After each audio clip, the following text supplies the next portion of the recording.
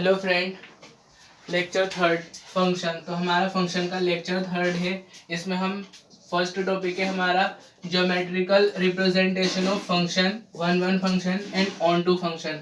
मतलब जो फंक्शंस होते हैं या वन वन फंक्शन है या ऑन टू फंक्शन है, उनको हम ज्योमेट्रिकली कैसे पता करें, चेक करें कि ये फंक्शन है या वन वन है या नहीं है, ऑन टू है या नहीं है। तो सबसे पहले फंक्शन के लिए देखते हैं।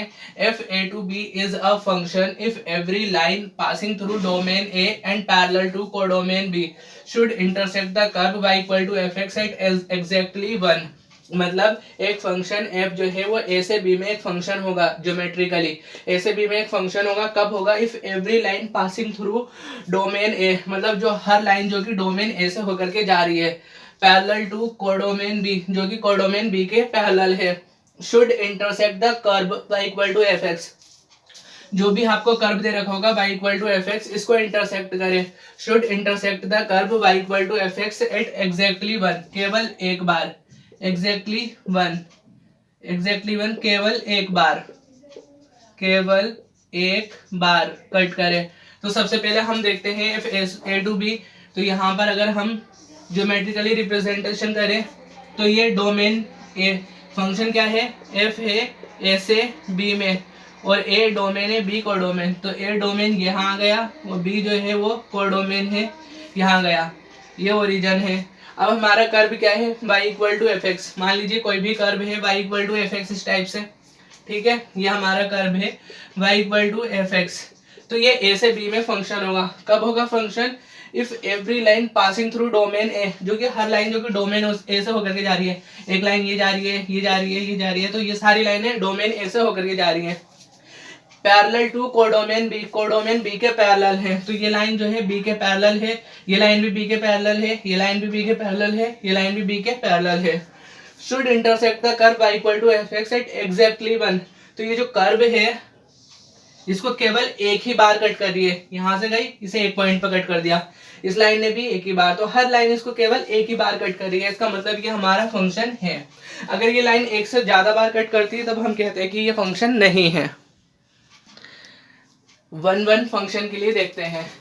F A to B is one one और injective function if every line passing through codomain B parallel to domain A should intersect the curve y equal to f x at most one. At most one means अधिक से अधिक एक बार, अधिक से अधिक एक बार, eight most one, ठीक है। मतलब हमारा जो फंक्शन है एफ, वो ए से बी में एक फंक्शन है, ए डोमेन बी कोडोमेन। तो ये फंक्शन कब होगा? वन वन फंक्शन होगा या इंजेक्टिव फंक्शन होगा? तो फंक्शन के लिए पहली वाली डेफिनेशन देखेंगे। अब वो फंक्शन होगा तब हम चेक करेंगे कि ये वन वन फंक्शन है, ऑन टू फंक्शन है या नहीं है। तो पहले वन वन के लिए देख रहे हैं कि ये जो फंक्शन है कब होगा? If every line passing through codomain B, हर लाइन जो कि कोडोमेन बी से होकर के जा रही है। तो मान लीजिए ये हमारा graph x axis y axis करके, तो ये ए डोमेन बी कोडोमेन, हर line every line passing through codomain B, हर लाइन जो कि कोडोमेन बी से होकर के जा रही है, जितनी भी लाइन आप मर्जी से खींच दो, हर लाइन जो कोडोमेन बी से होकर के जा रही है, पैरेलल टू डोमेन ए, जो कि डोमेन ए के पैरेलल है। तो ये लाइन ए के पैरेलल है, ये भी ए के पैरेलल, ये भी ए के पैरेलल, ये भी, तो सारी लाइंस ए के पैरेलल है। Should intersect the curve y equal to f x at most one, मतलब अधिक से अधिक एक बार कट करे। कोई भी कर्व होगा, मान लीजिए ऐसा कर्व है, तो हर लाइन क्या कर रही है? एक ही बार कट कर रही है, एक से ज्यादा बार कट नहीं कर रही है। सपोज ऐसा कर्व होता है ये, तो यहाँ पर इस वाली लाइन ने एक बार तो ये कट किया, दूसरी बार ये कट किया, तो ये दो बार कट कर दिया, इसका मतलब ये वन वन नहीं होगा। लेकिन इस वाले कर्व के लिए क्या हुआ? लाइन ने एक ही बार कट किया, तो ये वन वन हो जाएगा। तो मतलब हमें यही चेक करना है। पहले ए डोमेन बनाएंगे, बी कोडोमेन, और हर लाइन जो कि कोडोमेन बी से होकर के जा रही है, डोमेन ए के पैरेलल है। ये curve y equal to f x को एट मोस्ट वन, अधिक से अधिक एक बार ही कट करे, एक से ज्यादा बार कट ना करे। अगर ज्यादा से ज्यादा एक बार कट करती है तो ये फंक्शन वन वन होगा, और एक से ज्यादा बार कट कर दे फंक्शन वन वन नहीं होगा। नाउ अब हम ऑन टू फंक्शन के लिए देखते हैं। F A to B is onto function or surjective function if every line passing through codomain B parallel to domain A should intersect the curve y equal to f x at least one। at least one का मतलब कम से कम एक बार, at least one, कम से कम एक बार, मतलब सबसे पहले हम डोमेन ए कोडोमेन बी, ठीक है, ये बनाया। इसके बाद में क्या किया, if every line passing through codomain B, हर लाइन जो कि कोडोमेन बी से होकर के जा रही है, ठीक है, बना दो जितनी मर्जी चाहो। तो हर लाइन जो कि कोडोमेन बी से होकर के जा रही है पैरेलल टू डोमेन ए, और ये डोमेन ए के पैरेलल है, सारी लाइंस ए के पैरेलल है, ठीक है। Should intersect the curve y equal to f x at least one, कम से कम एक बार काटे तो जरूर। अगर इनने कम से कम एक बार कट किया तब ये क्या होगा, ऑन टू फंक्शन होगा। एक से ज्यादा बार भी कट करे, और कुछ सपोज करो हमारा ग्राफ इस तरह का आता है, मान लीजिए ये ए है, ये बी है, और इसका ये आ गया है, यहाँ पे कोई ग्राफ होगा, कोई फंक्शन होगा, ये y equal to f x.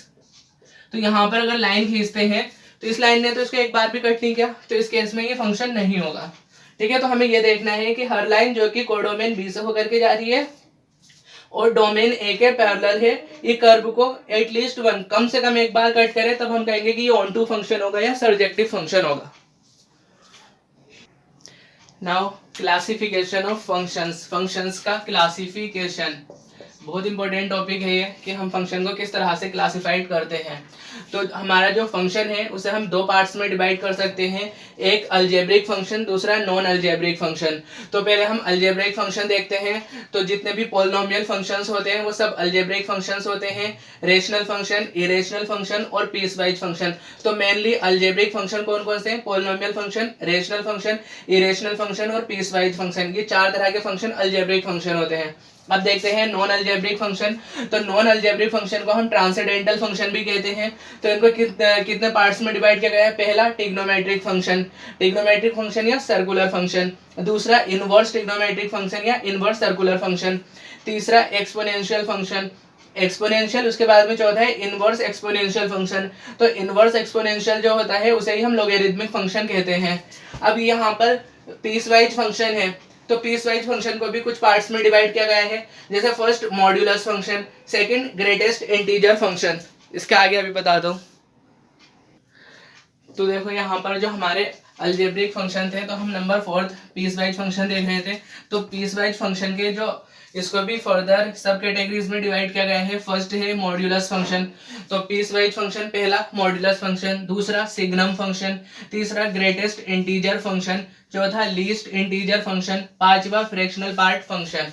और यहाँ पर 4 तक हो गया था, क्या था वो, लोगरिथमिक फंक्शन। पांचवा है हाइपरबोलिक फंक्शन, फिर इनवर्स हाइपरबोलिक फंक्शन, फिर ज्योमेट्रिकल फंक्शन। ये सारे के सारे फंक्शन ट्रांसेंडेंटल फंक्शन होते हैं।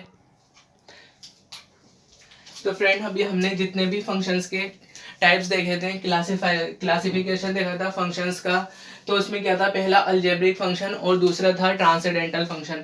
तो जितने भी अलजेब्रिक फंक्शन हैं और जितने भी ट्रांसेंडेंटल फंक्शन हैं, हम उन सबको 1 बाय 1 स्टडी करेंगे और अच्छे से उनका ग्राफ बना करके उनके नेचर और कि वो इवन होते हैं, ऑड होते हैं, 1-1 है, ऑन टू है, कॉन्टिन्यूस है, सारी प्रॉपर्टीज उनके बारे में डिस्कस करेंगे। तो हम सबसे पहले स्टार्ट करते हैं अलजेब्रिक फंक्शन। तो अलजेब्रिक फंक्शन में पहला फंक्शन है हमारा पॉलिनोमियल फंक्शन। तो पॉलिनोमियल फंक्शन को हम इंटीग्रल फंक्शन भी कहते हैं। अब कोई भी फंक्शन है y equal to f x equal to a0 x1 a0 y equal to f x equal to a0 plus a1 x1 plus a2 x2 plus a3 x3 up to an xn। तो इस type का कोई भी function होगा वो polynomial function कहलाएगा। और यहाँ पर वेरिएबल क्या है, एक, तो 1 वेरिएबल में कहलाएगा। तो an expression of the form this is called polynomial function in 1 variable x। अब इसकी क्या क्या प्रॉपर्टीज होती हैं हम उन्हें भी देखते हैं। नाउ देखते हैं कि जो हमारा पॉलिनोमियल है y equal to f x equal to a0 x0 plus a1 x1 plus a2 x2 plus up to an xn, ठीक है। तो इसके लिए कुछ नोट्स हैं। First a0 a1 a2 a3 up to n are constant, and coefficient of x0, x1, x2, x3 up to xn respectively. मतलब हम जब इस पॉलिनोमियल को देखते हैं तो यहाँ पे a0, a1, a2, a3 से लेकर के an ये सारे के सारे कांस्टेंट है, और ये सब जो है a0 किसका, x0 का कोफिशिएंट है, a1 x1 का, a2 x2 का और an xn का कोफिशिएंट है। ठीक है, सेकंड है a0, a1, a2 up to n are real numbers and an not equal to 0। मतलब ये a0, a1, a2, a3 जो है ये कांस्टेंट है, लेकिन कैसे कांस्टेंट है, रियल कांस्टेंट, रियल नंबर्स है, और साथ ही साथ an 0 नहीं है। मान लीजिए अगर an 0 हो गया तो क्या होगा, n इक्वल टू 0, तो ये जो पॉलिनोमियल है तो इसकी पावर n नहीं हो जाएगी, उससे कम होगी, n-1। ठीक है, इसलिए n 0 नहीं है। अब थर्ड है n is non negative integer और होल नंबर। ये जो n है ये नॉन नेगेटिव इंटीजर है या होल नंबर है, तभी तो ये पॉलिनोमियल है। And n is degree of polynomial px। n क्या है, n कहलाता है पॉलिनोमियल की डिग्री, जो पॉलिनोमियल px है उसकी डिग्री कहलाता है n। फोर्थ है a0, x0, a1, x1, a2, x2 up to n xn are called terms of polynomial px। तो ये जो हमारा पॉलिनोमियल है पूरा px किस किस से मिलकर के बना है, एक टर्म ये हो गया, दूसरा ये हो गया, तीसरा ये हो गया, तो ये सब a0, x0, a1, x1, a2, x2 up to n xn ये सब टर्म्स होते हैं हमारे पॉलिनोमियल px के। नाउ इसी पॉलिनोमियल में कुछ और नोट्स हैं हमारे पास, y equal to f x equal to s0 plus a1x1 plus a2x2 up to n xn, ये एक पॉलिनोमियल है। तो इसमें हमने कंसीडर कर लिया कि if a1 equal to a2 equal to a3 up to n is equal to 0, मतलब ये a1, a2, a3 ये सारे के सारे जो कोफिशिएंट है, ये कांस्टेंट टर्म्स जो हैं ये सब हमने 0 मान लिए। ठीक है, then y equal to f x equal to a0, तो ये सब 0 हो जाएंगे, तो ये सब हट गए, तो y equal to f x equal to a0 हो जाएगा। तो ये जो पॉलिनोमियल है a0 पर डिपेंड कर रहा है, तो सारी कहानी अब किस पर आ गई, a0 पर। तो अब केस फर्स्ट मानते हैं, a0 0 मान लिया। ठीक है, अगर a0 इक्वल टू 0 हो गया तो y equal to f x equal to 0, तो इस पॉलिनोमियल को हम 0 पॉलिनोमियल कहते हैं। और जो डिग्री होती है 0 पॉलिनोमियल की, नॉट डिफाइंड, 0 पॉलिनोमियल की डिग्री कभी डिफाइन नहीं होती है। डिग्री क्या होती है वैसे,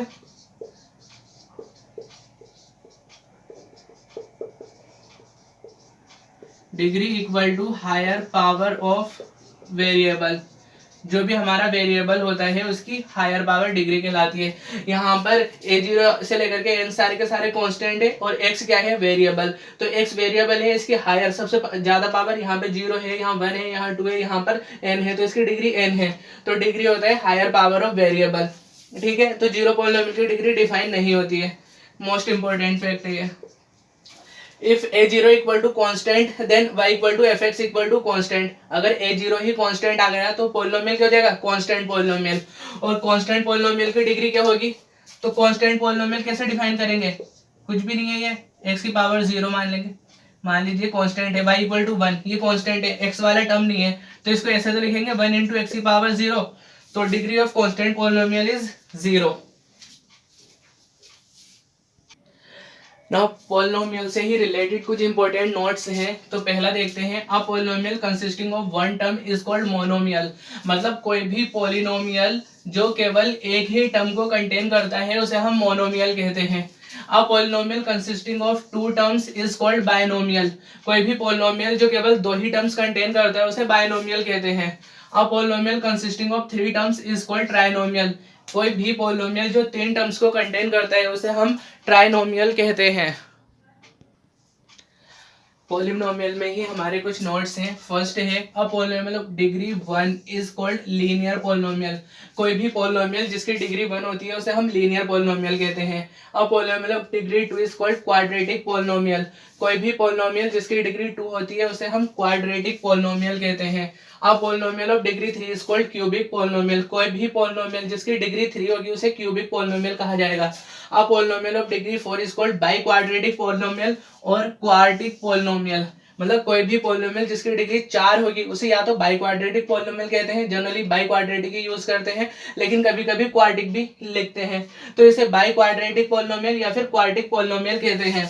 अ polynomial of degree 5 is called quintic polynomial. तो ऐसा पॉलिनोमियल जिसकी डिग्री 5 होगी उसे क्विंटिक पॉलिनोमियल कहते हैं। तो एग्जांपल लिखा है मैंने, y इक्वल टू एक्स, इसकी डिग्री कितनी है, 1 है, तो ये क्या हो गया, लीनियर पॉलिनोमियल। या फिर ax y equal to x plus b, ये लीनियर पॉलिनोमियल का एग्जांपल हो गया।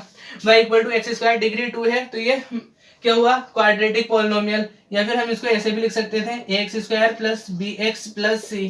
अभी भी ये क्या है, क्वाड्रेटिक पोलिनोमियल का एग्जांपल है y equal to x cube cubic, इसे आप x cube plus b x square plus c x plus d इस तरह से लिख सकते हैं। तो पावर देखना है हमें, यहाँ पर 1 है तो लीनियर 2 पावर है तो क्वाड्रेटिक 3 है तो क्यूबिक 4 पावर है तो बाई क्वाड्रेटिक या क्वार्टिक 5 पावर है तो इसे कहते हैं क्विंटिक पोलिनोमियल। अगर आपको मेरी वीडियोस अच्छी लग रही हैं तो प्लीज़ इन्हें लाइक करो, शेयर करो और अपने दोस्तों के साथ सब्सक्राइब करो।